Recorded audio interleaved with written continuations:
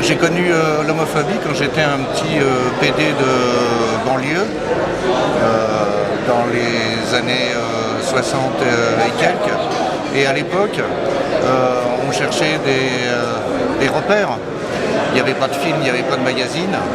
Et bien plus tard, bien plus tard, j'ai eu la chance de rencontrer Pierre Guénat, qui était un des initiateurs de la presse gay. Évidemment, l'homophobie,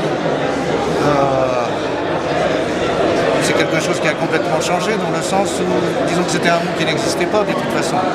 Moi, à l'époque dont je vous parle, où il y avait Olympe sur les grands boulevards, ou Arcadie, ça n'existait pas. Bien sûr, ça sert à quelque chose, parce qu'on essaye de donner le prix. Moi, j'y participe depuis plusieurs années, à des personnalités ou à des associations qui vont continuer à se battre, parce qu'il faut malheureusement toujours se battre. Encore aujourd'hui, on le voit dans tous les domaines, on le voit au niveau politique, on le voit dans le débat, on le voit dans ce jeune Belge qui s'est fait tuer il y a quelques jours. Le débat est toujours là, et il faut continuer à se battre. Et se battre, ça commence, il n'y a pas de mystère, par l'éducation à l'école.